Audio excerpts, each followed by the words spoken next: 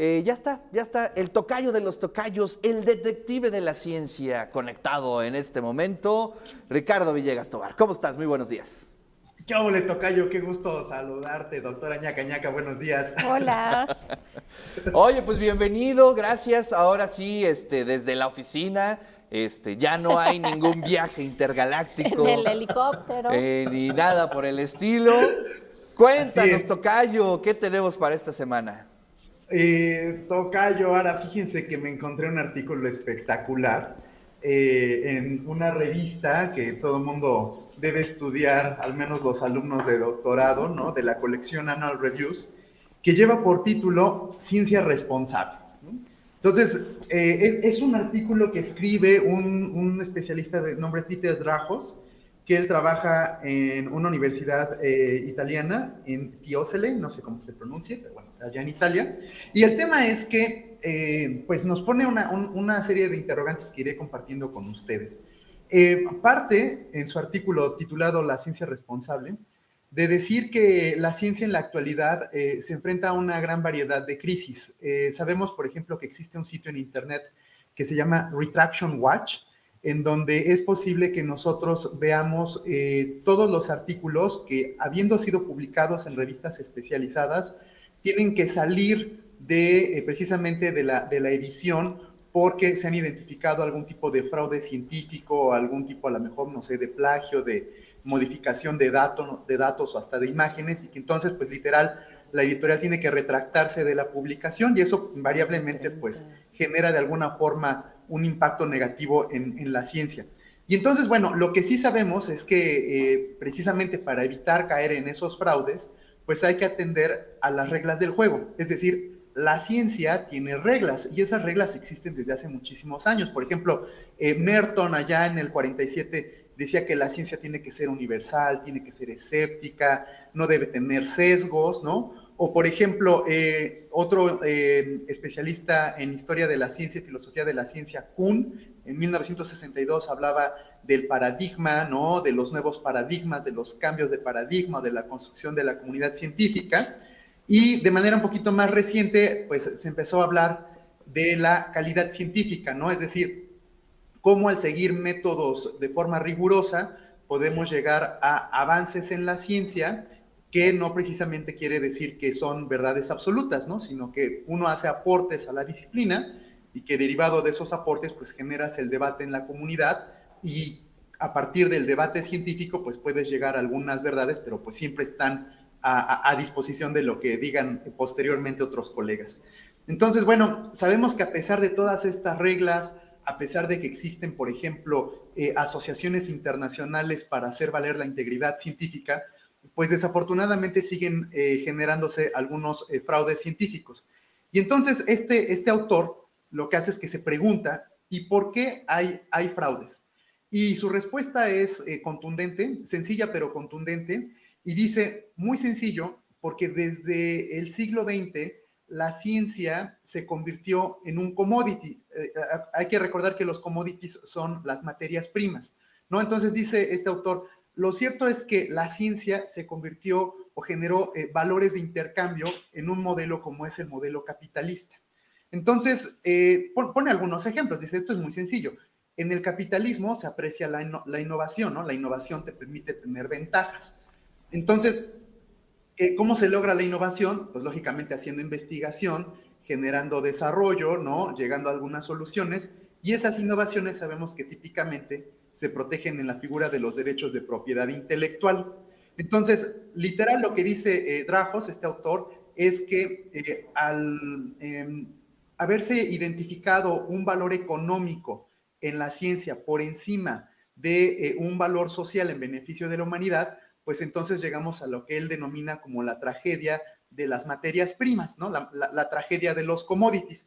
Y pone algunos ejemplos. Dice, a ver, ¿qué es lo que vemos en las universidades? Pues que quieren hacer startups, ¿no? Estas empresas con base científica, con base tecnológica, con el objetivo ideal de posteriormente venderlas a altos costos al sector privado, ¿no? O, por ejemplo, veamos el caso de la industria farmacéutica.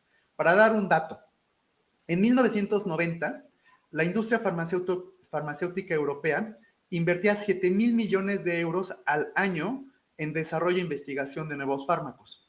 En la actualidad, la misma industria farmacéutica europea invierte 70,000 millones de euros al año. O sea, se ha incrementado de una manera exponencial la inversión en investigación que va a ser protegida por derechos de propiedad intelectual y después va a ser comercializada en la figura de medicamentos de patente. O, por ejemplo, de nueva cuenta, en el sector universitario, ubicamos que son solamente 5 grandes editoriales en el mundo que publican prácticamente el 70% de toda la producción científica mundial. O sea, hay una concentración, ahí hay un oligopolio. Entonces aquí ya el autor empieza a llegar a algunas conclusiones y dice, bueno, pues entonces, ¿qué necesitamos? ¿Una ciencia íntegra o una ciencia abierta? ¿No? Entonces, oye, qué buena pregunta, ¿eh? Fíjate, ahí te va. ¿Y cómo la responde? Dice, bueno, a ver, cuando tú eres muy íntegro, tiendes a ser estricto, ¿no? Entonces no necesitas una ciencia tan íntegra porque entonces ya no te puedes mover tanto. Dice, pero si tú te abres mucho, entonces puedes caer en la incertidumbre. Entonces dice, claro, necesitamos un punto intermedio entre la ciencia íntegra y la ciencia abierta, ¿no? Aquí hay un dato importante, hay que recordar que, por ejemplo, nuestro plan de desarrollo institucional tiene un capítulo dedicado solamente a este punto, ciencia abierta, ¿no? Así dice, claro. Ciencia abierta y comprometida. O sea, estamos exactamente aquí en la jugada, como quien dice. Y entonces, Dragos, el autor de este artículo, dice, pues además de ser una ciencia íntegra y una ciencia abierta, necesitamos una ciencia responsable, ¿no? Y entonces, ¿qué es la ciencia responsable? Dice, es una que tiene propósitos, que tiene valores, que es abierta, que se comunica de manera precisa y que se adapta al contexto social, ¿no? Y entonces, esto ya hace mucho clic con este conflicto que a veces encontramos cuando tratamos de interpretar este famoso artículo 27 de la Declaración Universal de los Derechos Humanos, que nos dice que como humanos tenemos el derecho de gozar de los beneficios de los resultados de la ciencia, ¿no? Entonces, por decirlo de alguna manera, para hacer valer ese principio de que como seres humanos tenemos el derecho de gozar el beneficio de los avances de la ciencia, entonces tendríamos como respuesta la oportunidad que se tiene de hacer ciencia responsable, ¿no? Es decir, la que es íntegra, la que es abierta y la que se adapta al contexto social. ¡Guau! ¿Cómo ves? ¡Ay, qué maravilla, eh! Magnífica propuesta. Fíjate que estaba yo, sí, cuando tú hiciste la primera pregunta, ciencia abierta, ¿qué onda? Pero como que hacía falta algo, ¿no? Y el concepto de lo responsable creo que engarza muy bien. Es decir, como que une todas las piezas del rompecabezas y creo que es el gran filtro ético que necesitamos dentro de la ciencia, ¿no? Digo, afortunadamente tenemos memoria y si volteamos para atrás, hemos visto muchos casos en donde la ciencia o una innovación que no tiene, digamos, posturas políticas o no tiene posturas inclusive militares, se han utilizado, ¿no? O se han mal utilizado para el daño de la propia especie, ¿no? De los otros. Y yo creo que si le ponemos este concepto de lo responsable, podemos ahí ir abonando y creando un buen camino. No sé qué opinas, tocayo. ¿Qué se me hace, tocayo, que tú también ya leíste este artículo? No, porque fíjate que te voy a decir algo. Es mera intuición.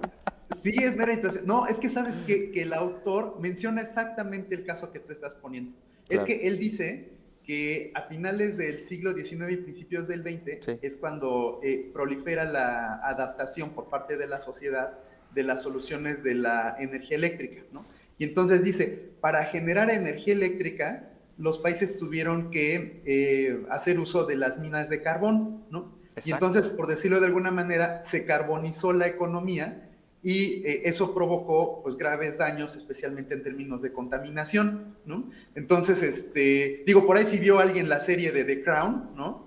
Habrá visto algún episodio que en Inglaterra hay un momento de crisis de tanto smog, ¿no? Que se está produciendo por la quema de carbón para generar energía eléctrica, que se convierte eso en un caos, ¿no? Claro. Entonces, lo que dice es, a ver, ya no entendí, dice el autor, ya no entendí, ¿no? O sea, no que no se trataba de que la ciencia generara un avance y resulta ser que ahora convirtió el avance científico en una afectación climática, ¿no? Entonces dice, eso ya no es responsable. Y también dice exactamente el mismo ejemplo que tú pones. ¿Quiénes fueron los principales consumidores de los beneficios de estos avances científicos? La industria militar, ¿no? Claro. Entonces dice, por ejemplo, ¿qué pasó, no sé, en la Segunda Guerra Mundial o en Vietnam? Pues la utilización de plásticos, ¿no? O sea, la utilización de soluciones químicas que después ya no sabías qué hacer con tanto plástico que no podías reciclar, ¿no? Entonces, sí, en efecto, ahí vemos una ciencia irresponsable. No, y lo mismo, creo que hoy estamos en un momento bien interesante y que además está digna de análisis, porque en las cuestiones narrativas, ¿no? Hoy las empresas, por ejemplo, automotrices de avanzada, ¿no? Te están vendiendo la idea de que están dejando la gasolina por el tema eléctrico, ¿no? Y bueno, pues mucha gente compra esos autos pensando que está abonando al medio ambiente. Pero la realidad es opuesta. Haría falta hacer un somero análisis de dónde sale el litio para hacer todo eso. Y vemos, si lo googleamos de pronto en YouTube, vemos ahí varios documentales sobre el daño que está haciendo en África toda esta industria y de la voracidad de las industrias chinas en torno a estas materias primas. Es que lamentablemente es como destapar un hoyo para tapar otro, Exactamente, ¿no? Entonces... exactamente. Pero pues siempre debe de haber un punto medio, ¿no? Creo que eso es algo interesante. Y pues sobre todo, yo insisto, poner en el centro de las discusiones pues la ética, ¿no? Hacia dónde ir, lo responsable. Y bueno, creo que como universidad es importante que tengamos ese concepto en el centro de nuestra actividad, tocayo. Así es, así es. Y a mí me da mucho gusto precisamente eso, ¿no? Que en nuestros directivos hay esta conciencia, ¿no? O sea, hay esta visión. De hecho, en un ratito más voy a una reunión a uno de los institutos de nuestra universidad a discutir exactamente cómo tenemos que hacer las publicaciones en términos de la elección de las editoriales. Sí, ya ayer precisamente salió un artículo científico que nos dice que aquellas publicaciones que se editan en versiones abiertas generan más citaciones, y entonces sí o sí la apertura conduce a que haya más ojos que estén revisando la integridad de los trabajos de nuestros investigadores e investigadoras. Entonces eso es bueno, la apertura es buena, la integridad es buena, y quizá el siguiente paso es hacer ciencia responsable. Así es. Tocayo, pues muchas felicidades, gracias por traer el tema. Y pues te mando un gran abrazo. Acuérdate, es viernes, ¿eh? Es viernes y el cuerpo lo sabe. Que no va a salir. Saludos. Gracias, tocayo. Nos vemos la siguiente semana. Ahí está Ricardo Villegas Tobar, el detective de la ciencia. Interesantísimo, ¿no? Lo que siempre trae el tocayo. Sí. Siempre nos quedamos ahí reflexionando y con la duda. Con muchas preguntas.